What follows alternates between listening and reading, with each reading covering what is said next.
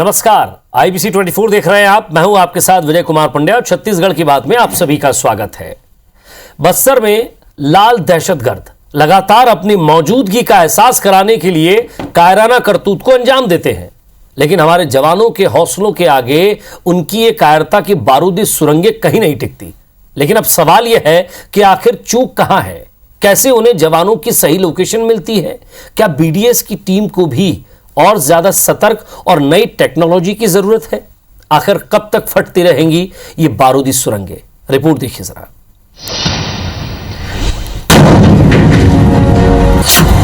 बस्तर फिर हुआ शांत। 15 दिन, 4 शहीद, कहां हो रही चूक?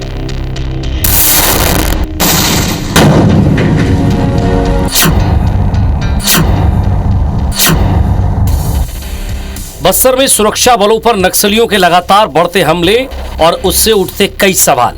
सबसे बड़ा सवाल तो यही है कि आखिर क्यों अचानक नक्सलियों की आक्रामकता बढ़ी है। सवाल यह भी है कि आखिर रणनीति में कहां चूक हो रही है।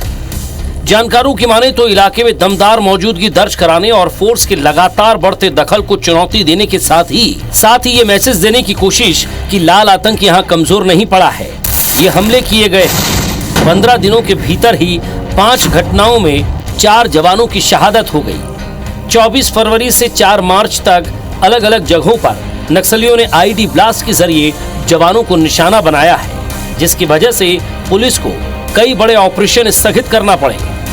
घटना होने के पहले भी हम लोग इसका डिटेक्शन करके उसका डिफ्यूज भी करते हैं।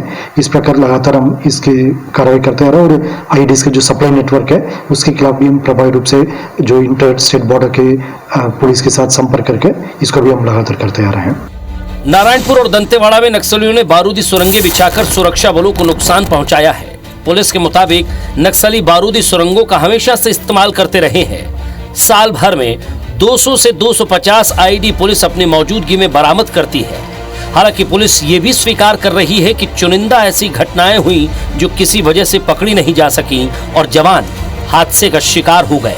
लेकिन क्या ये नक्सलियों की बदली रणनीति का हिस्सा है या बम डिस्पोजल दस्ते की दक्षता और सर्चिंग में सावधानी को नक्सली भांप चुके हैं? वजह चाहे जो भी हो, लेकिन बस्तर में लगातार बढ़ते हमलों पर सत्ता पक्ष और विपक्ष का अपना अपना तर्क है।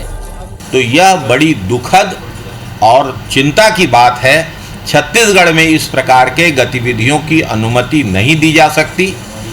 माओवादियों को भी अब बदले हुए वातावरण में सामने आकर संविधान को मानना चाहिए और संविधान के अनुरूप अब काम करना आरंभ करना चाहिए। देखिए, जब से कांग्रेस की सरकार प्रदेश में बनी है वो बार बार इस बात को दोहराती है कि नक्सली समस्याओं पर रोक लगी है। वास्तविकता है कि नक्सली समस्याएं प्रदेश में बढ़ती जा रही, विशेषकर गांव में अब आदिवासी शिकार हो रहे हैं नक्सलियों के। कांग्रेस की सरकार का लचीलापन, नक्सलियों के प्रति नरम रुख कहीं न कहीं छत्तीसगढ़ के लिए घातक सिद्ध हो रहा है। जाहिर है बीते कुछ महीनों में जवानों के लगातार ऑपरेशन ने नक्सलियों को बैकफुट पर धकेला है। दरअसल गर्मियों में ऑपरेशन नक्सलियों के लिए, लिहाजा अब नक्सली आमने सामने के मुकाबले की वजह बारूदी सुरंगों का सहारा ले रहे हैं। एक अहम तथ्य ये भी है कि बीते कई वर्षों से नक्सली गर्मियों में बड़े हमले करते रहे हैं। इसी रणनीति के तहत उन्होंने ये अटैक किए। ये कुछ ऐसे कारण हैं जिनके चलते बस्तर में लाल हिंसा में बढ़ोतरी हुई है। सवाल है, इस सूरत हाल में अब लाल आतंक को कैसे काउंटर करेगी सरकार? जगदलपुर से नरेश मिश्र के साथ ब्यूरो रिपोर्ट, IBC 24।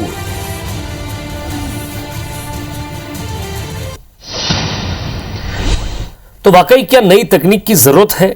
BDS की टीम को और कुछ नए उपकरणों के साथ लैस होना चाहिए या फिर जो पेट्रोलिंग जाती है उसको अपनी रणनीति में बदलाव करना है और जो सही समय की लोकेशन जवानों की मिलती है और वही जगह, सटीक जगह कि जवान कहां जाकर बैठेगा, कैसे वो वहां पहुंचेगा, ये सारी रणनीति कैसे उन तक पहुंचती है, जरा इस पर भी हम बातचीत करेंगे। हमारे साथ स्टूडियो में रमेश वर्यानी जी, कांग्रेस नेता है, सर स्वागत है आपका। संजय श्रीवास्तव जी, बीजेपी नेता है, सर आपका भी स्वागत है। और मनीष गुप्ता साहब, वरिष्ठ पत्रकार है, वो भी हमारे साथ जुड़ रहे हैं। मैं किसी भी पॉलिटिकल एंगल पर मैं यहाँ सवाल पूछूं उससे पहले मनीष गुप्ता साहब आपके पास आऊंगा। क्या वाकई अब रणनीति बदलने की जरूरत है? क्योंकि इस आईडी ने, इन ब्लास्ट ने कई जवानों को हमसे छीना है तो कहीं ना कहीं जो ऑपरेशंस चलते हैं जिनकी गति धीमी पड़ती है, और वाकई कई ऑपरेशंस ऐसे होते हैं जो अपने मुकाम तक पहुंचने वाले होते हैं, लेकिन इस तरह के ब्लास्ट उन ऑपरेशंस पर एक बड़ा असर डालते हैं।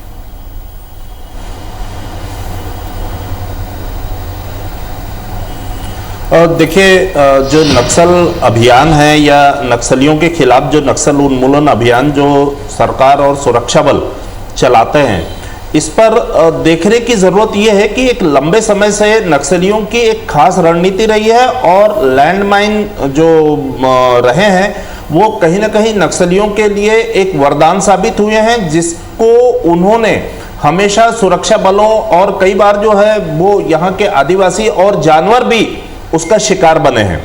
लैंडमाइन को लेकर के लगातार बातें होती रही हैं, लंबे समय से दशकों से यहाँ जवान भी तैनात है, बीडीएस की टीम है, पर जहां तक सुरक्षा बलों से जो बातचीत होती है उनके मुताबिक लैंडमाइन का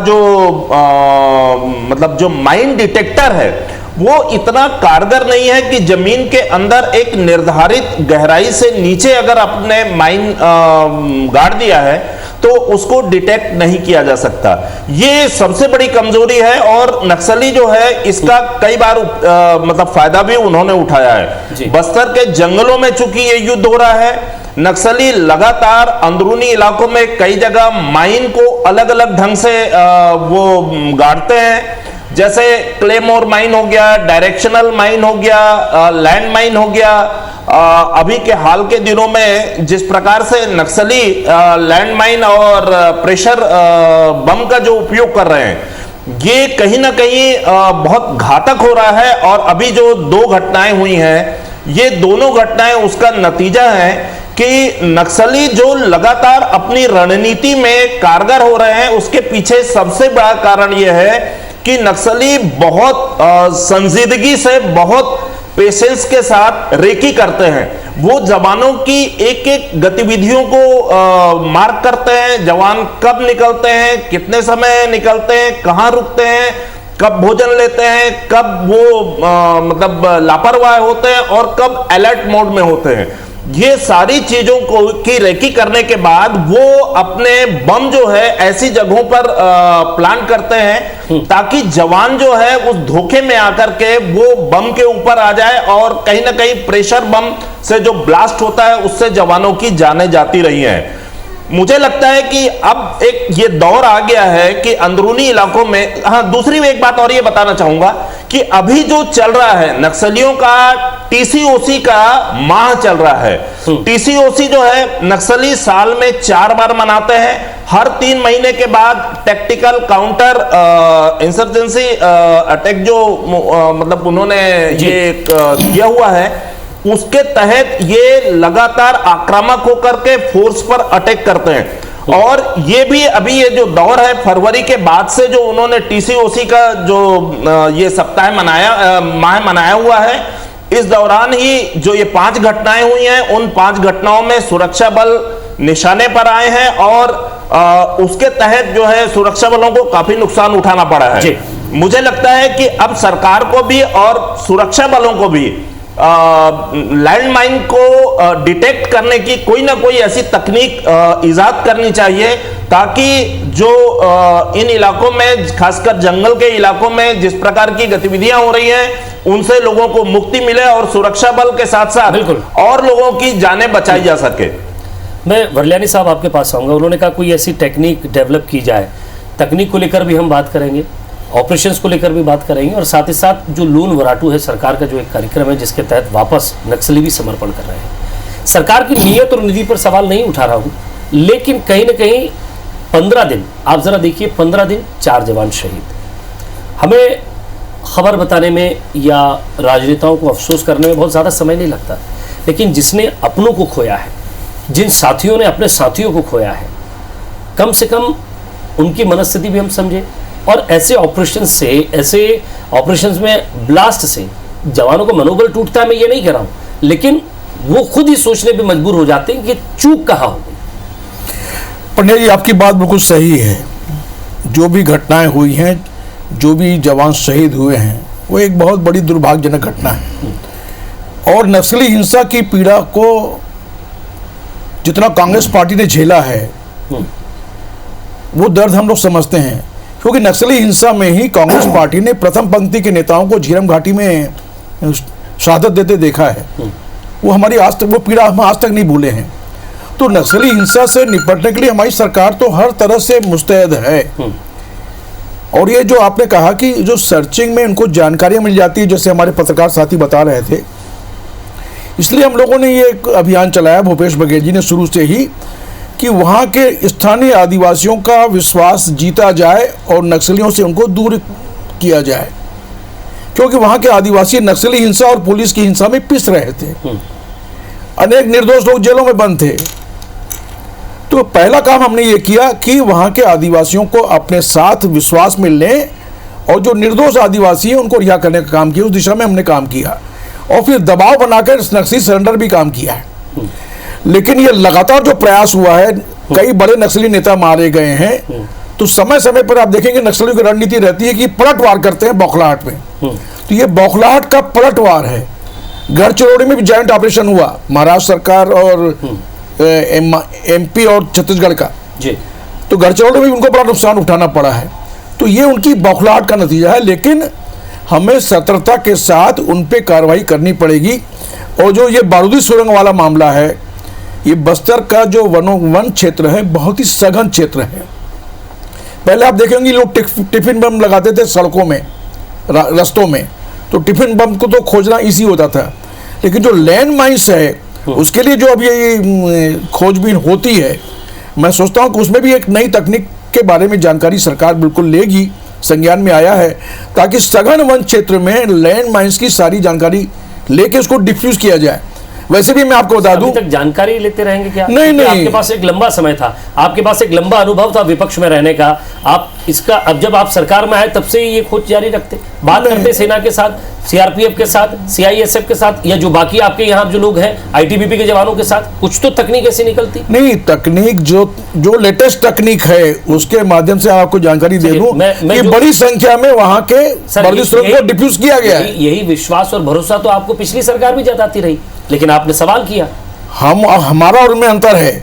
संजय 2001 में मैं पूरी बात करूं, 2003 में केवल 2 जिलों के कुछ क्षेत्र में नक्सली समस्या थी, लेकिन 15 साल में इन्होंने पूरे प्रदेश को चपेट में ले लिया। तो पुरानी सरकार की बात मत करिए। मैं संजय जी को वक्त दूंगा। संजय जी, सबसे पहले तो हम लोग की बात कर रहे हैं और साथ ही साथ आपके पास काफी रिसर्च देखिए पंडिया जी, नारायणपुर और दंतेवाड़ा में जो नक्सली हमले में आईडी ब्लास्ट में जो हमारे जवान शहीद हुए हैं, उनको मैं नमन करता हूं कि उन्होंने एक बड़ी लड़ाई लड़ते हुए अपनी जानें दी हैं, तो उनकी शहादत को मैं सलाम करता हूं। लेकिन आज वास्तव में एक चिंता का विषय इसलिए है कि जिस तरीके से बस्तर में सुरक्षा बलों पर लगातार नक्सली हमले हो रहे हैं, तो सवाल तो निश्चित रूप से सरकार की नीयत पर खड़ा होगा। देखिए, ऐसा है कि अभी रमेश वल्यानी जी कह रहे हैं कि 15 साल और ये साल तमाम प्रकार की बातें, यदि फिर मैं पीछे जाऊं तो नक्सलवाड़ी से स्टार्ट करूंगा तो पूरा कांग्रेस के ऊपर में ही कहीं ना कहीं ब्लेम आएगा। लेकिन मैं फिर से आज आईबीसी के चैनल के अंदर में चर्चा करते हुए कि नक्सल समस्या को भारतीय जनता पार्टी एक राष्ट्रीय समस्या के रूप में मानती है और नक्सल समस्या पर हम राजनीति बिल्कुल भी नहीं करना चाहते और हमने मुस्तैदी के साथ में 15 वर्ष तक नक्सल के खिलाफ में लड़ा है। आपको मैं थोड़ा पीछे जाऊंगा कि 2 वर्ष पहले जब सरकार बनी थी तो कभी एक्शन की बात करते थे कि हम नक्सल को समाप्त करेंगे। आज 2 साल के बाद जब नक्सल समस्या इनसे दूर नहीं हो रही तो फिर बातचीत करने की बात करते हैं। अर्थात इनके पास में नक्सलियों से लड़ने के लिए कहीं कोई विजन नहीं है। आज जो आम चर्चाओं में बात आती है, कभी कभी राजनीतिक लोगों पर भी ये बातचीत आती है, चाहे वो कोई भी सरकार हो, कोई भी पार्टी के लोग हो, कि कहीं ना कहीं एक हस्तक्षेप जिस तरीके से होता है उससे जवानों के हौसले निश्चित रूप से कमजोर पड़ते हैं। मैं केवल इसकी बात नहीं करूंगा आईडी ब्लास्ट और डिटेक्ट नहीं हो पाया इस कारण से लोग मारे गए, कि ये भी एक बहुत बड़ा कारण है। लेकिन एक लड़ाई को लड़ना, और वो भी उन नक्सलियों से जो लगातार इस तरह की बातचीत कर रहे हैं, जो ये इस तरह के वातावरण को जो देश के अंदर में संविधान है, कानून है, उसको नहीं मानते हैं, उसके लिए 2 कदम आगे बढ़ना और 4 कदम पीछे पड़ना, 2 कदम नहीं 4 कदम पीछे हटना, ये कांग्रेस की हमेशा से रणनीति रही है। और दुर्भाग्य के साथ मुझे आज आईबीसी चैनल के अंदर में कहना पड़ रहा है, ये राजनीतिक आरोप नहीं, ये सत्यता है कि जब से कांग्रेस की सरकार आई है इनके हौसले बढ़ गए हैं और ये कहते हैं अपरोक्ष रूप से कहीं ना कहीं कि हमारी सरकार है। इसलिए जो रणनीति, नीति और नियत की बात होनी चाहिए, सरकार की नीति और नियत तगड़ी होगी, हमारे जवान मुस्तैदी के साथ में लड़ेंगे। अभी टेक्निकल कारण है, टेक्निकल जो अभी मनीष जी ने बताया, बस्तर में जो बैठे हैं हमारे जो जानकार है नक्सल हमले के, कि लैंड माइन डिटेक्शन की बात, जो अभी वर्लियानी जी ने कहा कि हम अब इसको सोच रहे हैं, कर रहे हैं, तमाम प्रकार की बातें सोचना चाहिए। सुन लीजिए। और बौखलाहट, अपनी कमी को छुपाने के लिए सबसे बड़ा कारण यह है कि बौखलाहट, हम एक्शन कर रहे हैं, बौखलाहट में हमारे ऊपर मार दी इसलिए हमारे जवान मारे गए। ये जवाब यदि सरकार का आएगा तो फिर आप समझ सकते हैं कि नक्सल के मामले में ये सरकार कितनी गंभीर है। नक्सल और नक्सलियों की कहीं कोई जाति धर्म नहीं है। इन नक्सलियों के खिलाफ में बड़ा वार करना पड़ेगा और जो हमारे जवान वहां पे सुरक्षा बल के जवान लड़ रहे हैं उनको पीछे से सरकार की पूरी ताकत देनी पड़ेगी। कहीं किंतु परंतु की बात नहीं, लेकिन दुर्भाग्य के साथ में ऐसे बयान आते हैं, कांग्रेस के नेताओं के बयान आते हैं, जिम्मेदार नेताओं के बयान आते हैं, मंत्रियों के बयान आते हैं, इससे ऐसा लगता है कि नक्सल की लड़ाई हमारी कमजोर हो रही है। तो मुझे लगता है कि सरकार को ध्यान देने की आवश्यकता है। परोक्ष रूप से जैसा भी है कि वो ये कहते हैं कि हमारी सरकार है, वाकई इसके पुख्ता सबूत है या आप लोगों को कुछ सूत्र मिलते हैं? कहाँ है? मैं जरा वर्लियानी साहब से पूछूंगा। मैं एक छोटे से ब्रेक के लिए रुकूंगा। वर्लियानी साहब, आपसे जानने की कोशिश करूंगा कि आखिर क्या कारण रहता है, और अब जब ये ब्लास्ट हो रहे हैं, गर्मी का अब समय आएगा धीरे धीरे, यानी कि इनका नेटवर्क मजबूत हो रहा है, इन तक बारूद पहुंच रहा है, इन तक डेटोनेटर पहुंच रहे हैं, कौन दे रहा है, कौन मदद कर रहा है, क्या कोई शहरी नेटवर्क भी जुड़ा हुआ है? रमेश वर्लियानी साहब, मैं कुछ सवाल छोड़ के गया था, आपके पास जवाब दीजिएगा। देखिए पंड्या जी, संजय श्रीवास्तव जी का ये आरोप पूरी तरह बेबुनियाद है कि सरकार की नीति और नियत नक्सली हिंसा को समाप्त करने की नहीं है। कांग्रेस पार्टी निश्चित रूप से नक्सली हिंसा से प्रदेश को मुक्त कराना चाहती है। हमारी उनसे कोई सहानुभूति नहीं है। हमारा सीधा कहना है, यदि आप कमजोर वर्ग, पीड़ित वर्ग के उत्थान चाहते हैं तो आपको मुख्य धारा में आना चाहिए। आप यदि मुख्य धारा और संविधान को नहीं मानते हैं तो हमारा आपसे कोई लेना देना वास्ता नहीं है। मैं एक सवाल आपसे पूछ रहा हूं कि उन तक बारूद कैसे पहुंच रहा है? आपकी सरकार योजना चला रही है, ऐसा नहीं पिछली सरकार ने नहीं किया, उन्होंने भी कोशिश की, उन्होंने भी काफी कोशिशें की, और आप भी कुछ एक कदम आगे बढ़कर कोशिशें कर रहे हैं। चाहे मित्र पुलिस हो, वहां कैंपों का खुलना हो, लोगों तक योजनाएं पहुंचाने का हो, लोन वराटू प्रोग्राम हो, हर चीज में आप भी कोशिश कर रहे हैं, लेकिन कोशिशें कामयाब होती हुई बहुत कम नजर आती हैं। ऐसा नहीं पंडिया, आप वहां की भौगोलिक स्थिति का भी थोड़ा सा जानकारी रखिए। वो इलाका पूरा 3-4 राज्यों की सीमाओं से घिरा हुआ है। छत्तीसगढ़ तो अपने हिसाब से मुस्तैद है उनके ऊपर निगरानी करने में, उनको शहरी नेटवर्क तोड़ने में, लेकिन अन्य राज्यों से जो रसद पहुंचती है तो अन्य राज्यों की जिम्मेदारी है। इसलिए कांग्रेस पार्टी शुरू से कहती आ रही है, अब केंद्रीय गृह मंत्री अमित शाह साहब भी पहले आए थे कुछ वर्ष पहले, उसमें यह तय हुआ था कि सभी सीमावर्ती राज्यों को मिलकर जॉइंट ऑपरेशन करके खत्म कर देंगे। लेकिन दुर्भाग्य है कि केंद्रीय गृह मंत्री के आदेश के बावजूद, तय करने के बावजूद भी इस तरह का जॉइंट ऑपरेशन आज तक हुआ नहीं। और आपको बता दूं कि डॉक्टर रमन सिंह के टाइम में तो सर कौन मना करता है जॉइंट ऑपरेशन के लिए? सरकार आपकी नहीं, हमारे केवल छत्तीसगढ़ से नहीं होगा ना, सभी सीमावर्ती एमपी है, उसमें झारखंड है, महाराष्ट्र है। धान के लिए, बाकी चीजों के लिए आरोप लगा देते हैं, बयानबाजी हो जाती, जरा इसके लिए भी मुखरता से सामने नहीं, मुखरता से कहा है, कई बार कहा है। देखिए डॉक्टर रमन सिंह जी के टाइम में एक विधानसभा में कैमरा मीटिंग हुई थी, कैमरा मीटिंग में सारी चीजें तय की गई थी, उसके बावजूद नहीं हुआ।